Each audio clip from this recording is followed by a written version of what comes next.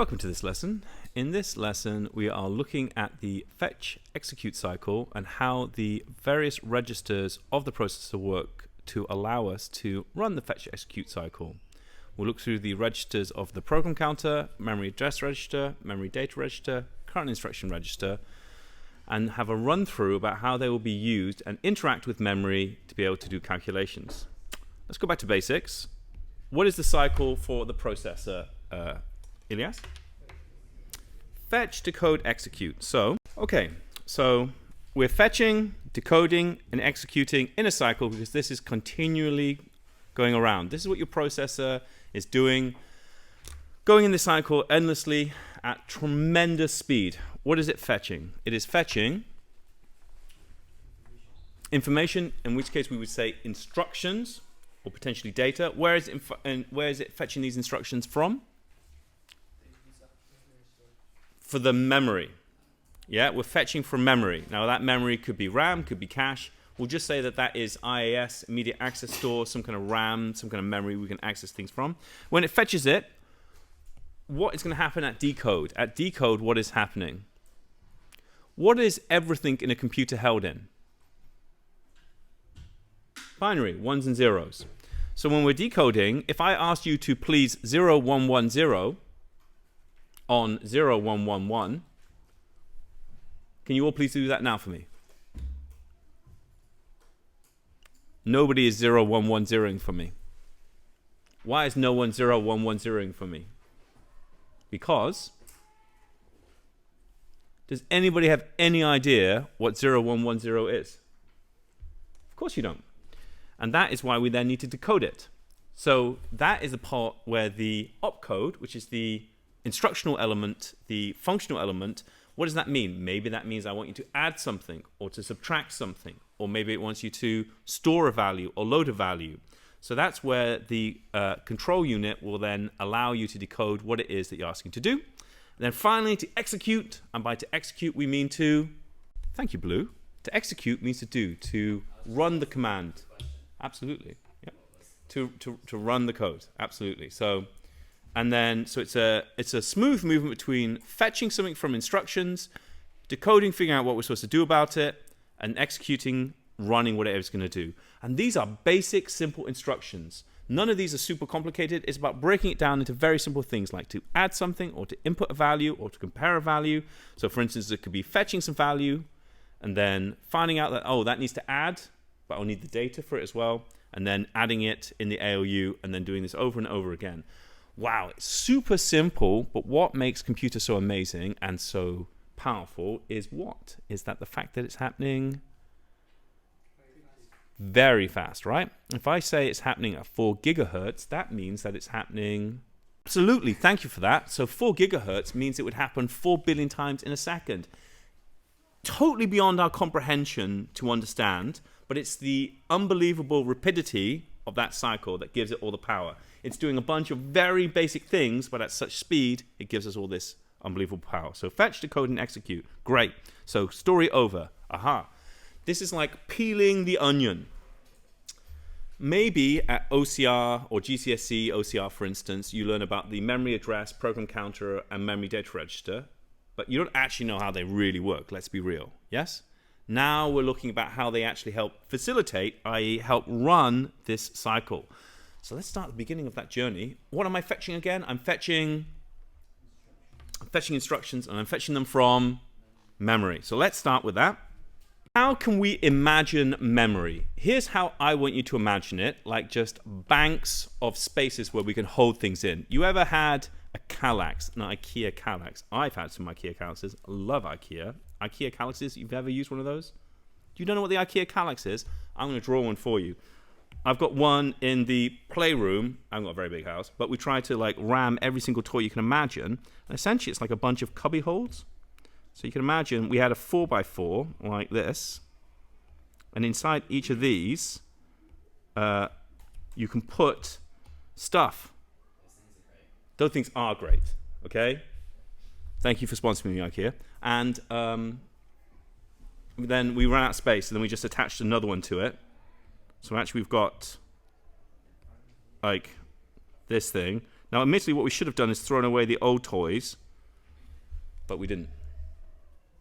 So we've got two 4x4 calyxes. This is storage. How is it storage? Well, this is storing 1, 2, 3, 4, 5, 6, 7, 8. 8 things. Oh my God, 8 things could make a byte. So I've got a byte, a second byte, a third byte, and a fourth byte. Now, ultimately, memory doesn't normally store just one bit, 1 or a 0. It's normally a reference for a whole byte of memory, for instance. So, but at the moment, we're just conceptualizing this as being, in here, I can just store something. Okay? At the moment, my memory is empty. C'est la vie. But I'm going to fill it with what? With my data, my instructions.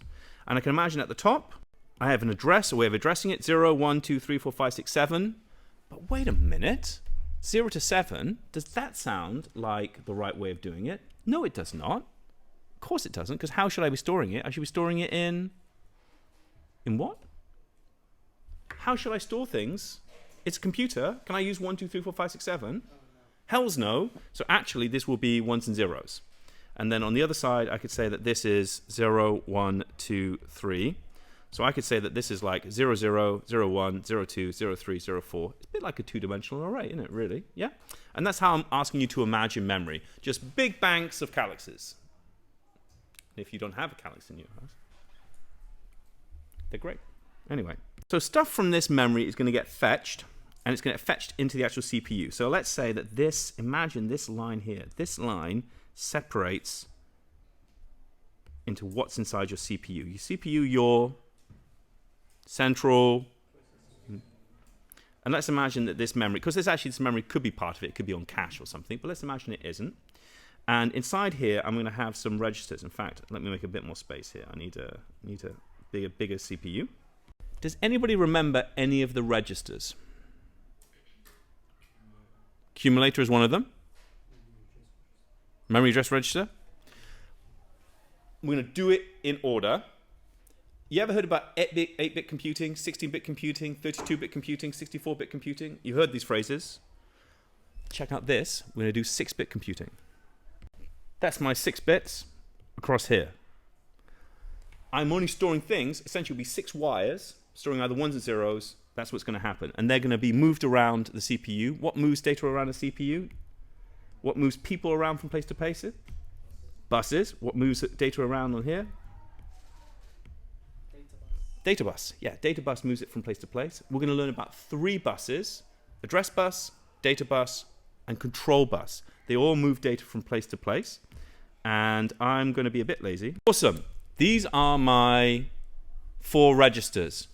This register is called, and this, we need to learn the names, are we not? The very first bus we need to, very first register, my apologies, we need to learn about is the program counter. Program counter, confusingly shortened to the PC. There we go. The next register we need to do is the memory address register. Memory address register. Like I say, don't you worry, I'll be describing these in a moment, but I'm just saying the order that we'll need to go through them. And then the next one, it's related to memory again. This time it's the memory data register. And then the final register we need to worry about here is the current instruction. Somebody shouted out the accumulator. It's not here right now, but it will play a role. Don't you worry about that. Now a game is afoot and we can play our game. The very first thing that happens in our cycle is that we fetch. We fetch what? Brilliant, from our memory. And instructions, by the way, are kept one after another. So you can imagine I've got all my instructions stored up one after another. In fact, I'm going to highlight, I'm going to say that some area is for a certain number of instructions. This bit I've just highlighted in green, I'm saying that these are a series of instructions to do something. I'm going to abstract out the details of what those instructions are for the moment. I'm going to say that these are related instructions to do some task. Maybe it's to add something together. It doesn't really matter at the moment. So these get fetched, do they not? How do we know that we were going to go and fetch this instruction here? What a great question. How do we know that? How do we know that? It is the start, but what happens if I want to start here? How would I know to start there? In fact, I'm going to blow everyone's mind. You ready for this? I'm going to say, actually, that we're going to start Here. That's the first instruction I want to run. How do I know to start there? Are we going to need something to tell you where am I going to start? One of these. Look at it chronologically. What's the first one? No, what's the first register? The program counter. What do we need the program counter, do you think, to tell us? What's the most important thing we need to get started? Where is the next instruction? What's the address of the next instruction I need to fetch? Which one did I say we're going to fetch? Yes? So in here, I'm going to say that that's the instruction. So program counter, and this will be a definition we'll write down later, points to the address of the next instruction in memory. Not the instruction itself. The address of the instruction. How is that pointing to here? Well, 4 plus 2 plus 1 makes, and therefore it's going to go here. So it's saying, this is where I'm going to find the instruction. What happens next? Let me tell you what happens next. Next, the instruction, the contents of the program counter is copied into the MAR. The contents of the program counter is copied into the MAR. What do I write into the MAR? So what do I write? Beautiful. The next thing is, so that's the first thing that happens, so that's 1. Then, program counter increments. What does it mean to increment? To increase by 1. So what am I going to write in my program counter now if I'm increasing by 1?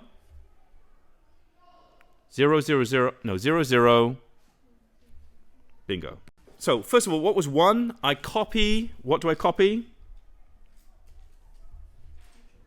Contents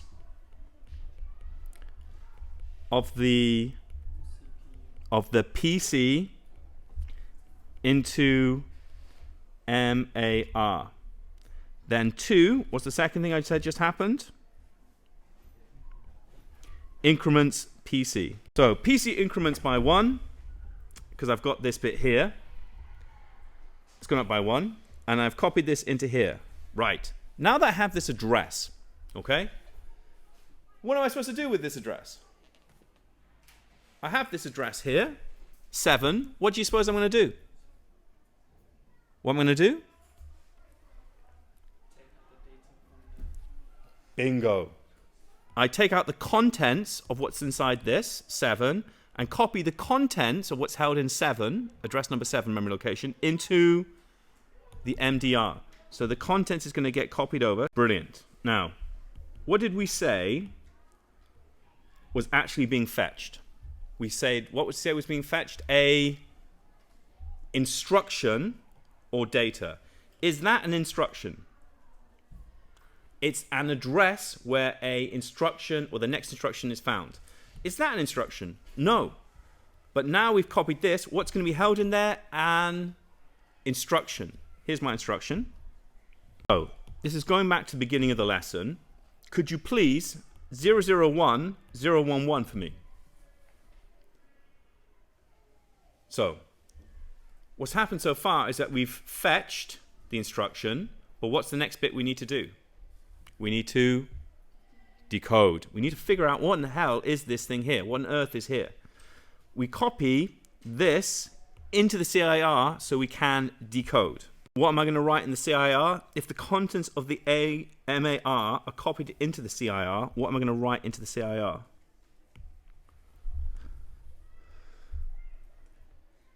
The content of the MAR is being copied into the CIR. What am I going to write in there? I'm going to write, thank you, Fatty. So I'm going to put in 001, 011, and that's copied into there. Now, it seems like a bit of unnecessary copying into these things, does it not? Well, let's discuss for a moment. Have I ever talked to you about an instruction being made out of 2 parts, an opcode and an operand? Here would be a lovely time to have that conversation. So, if I said, for instance, as you come into the room, sit down. Let's consider what an instruction is for a moment. An instruction is going to be a series of 1s and 0s, of course. And in my 6-bit computer, that example there was 001. What was the other side? 011. An instruction is split into 2 sections. we have on one side, we have what we call the opcode, and on the other side, we have what's called the operand. Now, the opcode is the function. The opcode will be things like to add a number, or to store a number, or to compare a number. That's like the functional part of it. And the operand is the value it's being applied to. Now, does that still help us with this idea of 001, 011? No. Do we know what 001 actually is? We still don't, right? So, what we're going to also need is an instruction set. Have we learned about the idea of a character set? We have. What character sets have we learnt about? ASCII and Unicode. And we know that a bunch of zeros and ones could represent a particular letter. So in my opcode, how many bits do I have for my opcode? 3. I'd have an instruction set that would store all my combinations. I'm only going to do, say, the first 4. And then I have to say what those things do.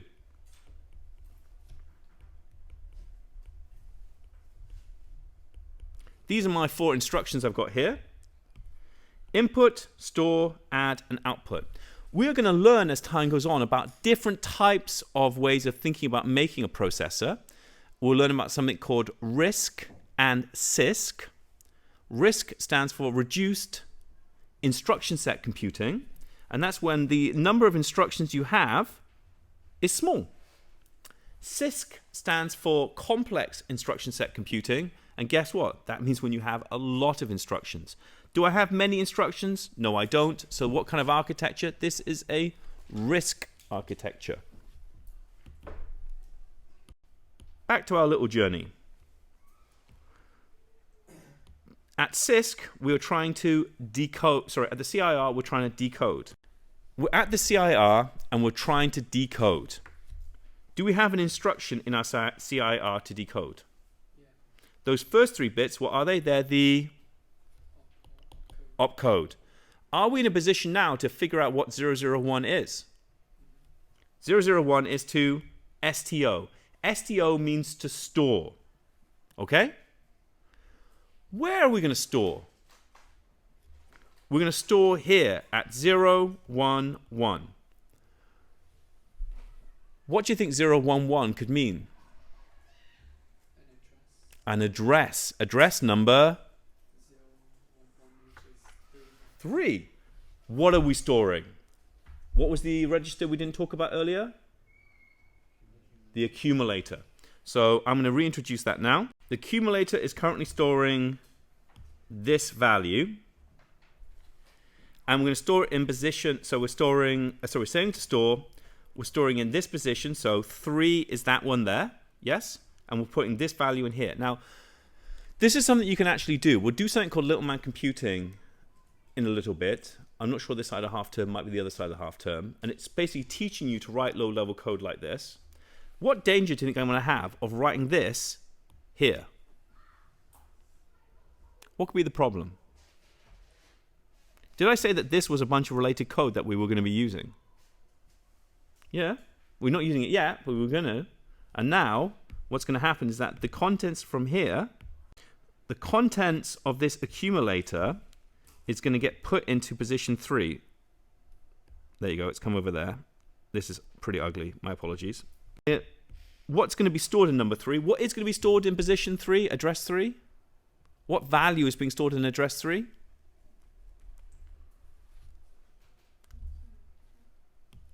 This, right?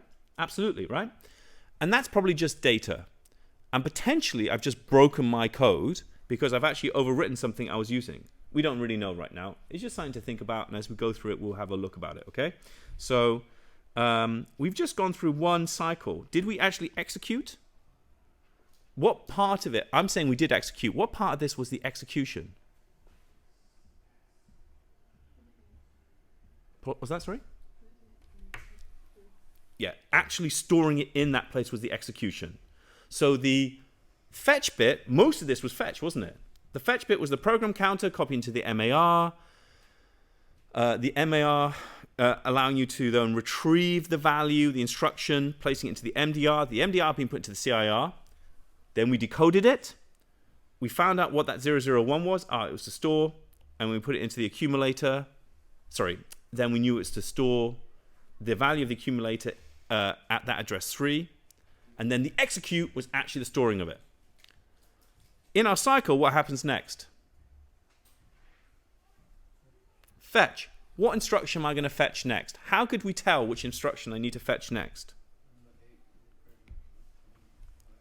How do we know I need to fetch at number 8? Because that's what's inside the program counter. The program counter holds the address of the next instruction, not the instruction itself. So what would I have to do next? This would then copy into, and then the PC would, so that would become 1. The memory address would then hold 8. What would we then have to do? Copy that into the MDR, and then we keep going along. Now, actually, I'm going to do this because I'm going to do something a little bit different because there's one more permutation, because this is essentially the cycle we go through. I'm actually going to delete and actually run through it as we just talked about. First of all, program counter is going to copy its contents into the MAR. So the MAR will now say, what happened to the program counter? It will, we was just saying it, what will happen to the program counter? It will increment. So it will now say, in this last position here, it would actually say 1, wouldn't it? So that we can actually store this value. What's the next thing that's going to happen? We've got this MAR here. Is that the next instruction? No. What is it? It is the address of the next instruction. So we'll need to go to where? To the memory at this address, right? Address number 8. And we'll have to, this might get a bit ugly again. So I'm saying address number 8 is this one, right? Because it was going 0 to 7, then 8, 9, 10, 11, 12, right? Address 8. Where do I put the contents of this? This goes into the MDR. Do we know what the actual values are? No, I'm going to have to invent them. I mean, I already really thought this through. Okay, there we go. What is this? It is a, what is this? It's an instruction split into 2 parts. What are the 2 parts? And bingo. What do we need? Do I need to now decode this? How do I decode it? I decode it by copying it into the CIR. So I'll need to update this to reflect this. So one sec. Future, it's in thing, right? Thank you, Awais. What is it going to do, this instruction? So Lenny, if we are trying to decode this bit here, how do we decode it? What are the 2 halves we need to decode? So the opcode is 0, 1, 0, right? The first 3 bits. And then how do we figure out what 0, 1, 0 is? We look at our instruction set. FYI, this is the control unit that's helping us do the decoding. So it's to add.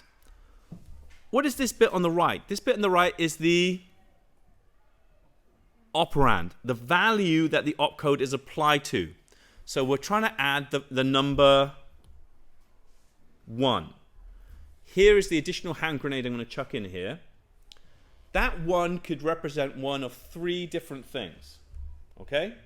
There are 3 different ways it could be held. There are 3 addressing modes we need to learn about. Immediate addressing, direct addressing, and indirect addressing. Okay? That 1, think about it right now. How many numbers could I add up?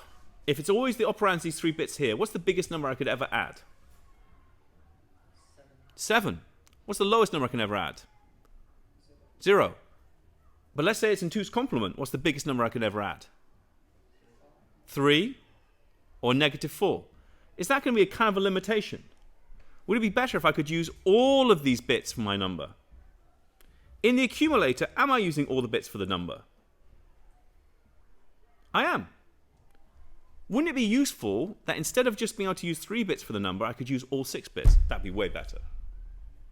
Now, immediate addressing means that that is literally the number there, the number 1.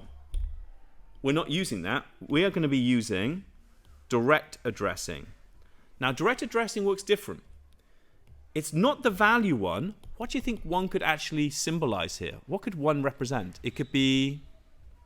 Think about it. Have a look over here. Where, anywhere here, could the 1 symbolize something that could be useful for us? It could be an address in memory. And that's exactly how direct addressing works. It's saying, it's not the number 1. It's saying, add me to what's in the location 1. But I need to go fetch that. How am I going to do that? Well, this is something we haven't done before. That 1 is going to get written into the memory address register. Not the program counter, because the program counter always keeps track of what? The next instruction. And this isn't instruction. This is data we're trying to get. One of the things you'll learn about von Neumann architecture is that data and instructions are kept in the same memory, so that it's the same, it'll be a mixture of both. So, in the memory address register to the actual new address, what am I going to change this to? Am I losing people? I reckon I'm losing some people. What was the operand? What was it? Yeah, but what was the operand for my instruction? 001. So what am I going to write in my memory address register? Does this make sense if I change it to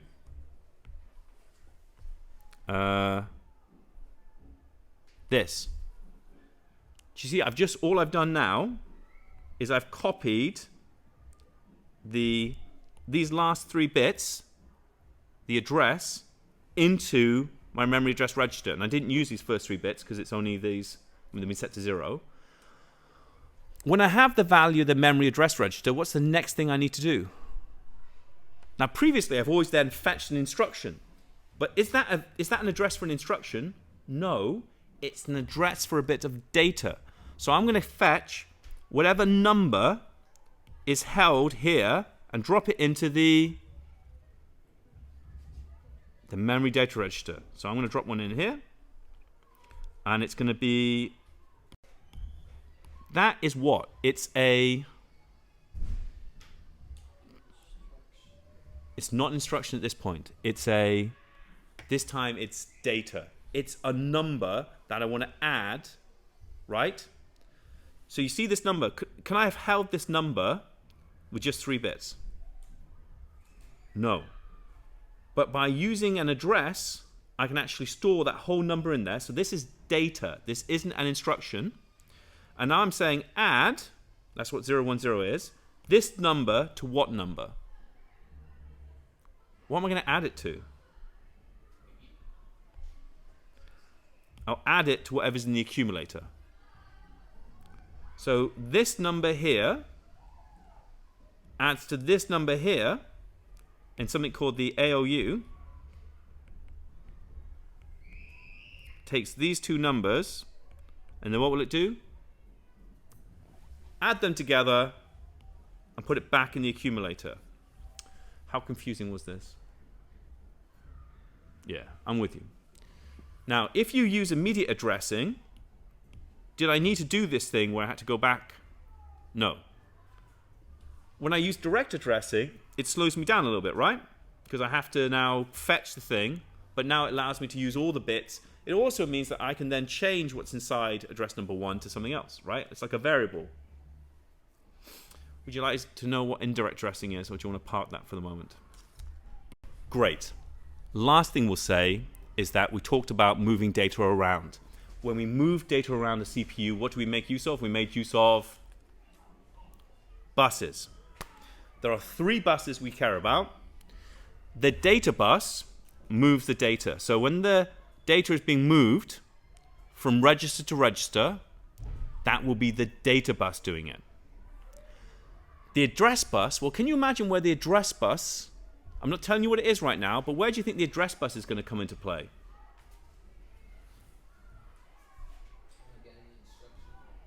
Yeah, when we're trying to find the particular instructional bit of data from your memory. That's where the address bus is going to come on. And the last one is the control bus. Now, you see here when I'm moving it from one to another, we're doing it at this super slow speed. But how fast do we say a processor works again? Billion times a second it's shifting along. What would happen, you know the program counter, it copies and then increments. What happens if it didn't copy and it incremented first and it overrode it? You get complete garbage. Or what happens if before I'd actually copied in the new MDR, the new data, it copied it into the CIR, so it happened at the wrong time. The control bus sends out signals that makes things happen exactly at the right time. Has anyone ever tried to overclock their computer? You guys haven't lived. It's so much fun, right? But if you do that and you go too fast, it comes up with this blue screen. And it comes up with a blue screen because you're trying to do things out of order and it just gets lost in terms of how it's happening. The control bus sends control signals to make sure that things copy, that this happens clock at the same time. So they'll each happen in sync at the same time. A bit like on a manufacturing plant, you're trying to move things along.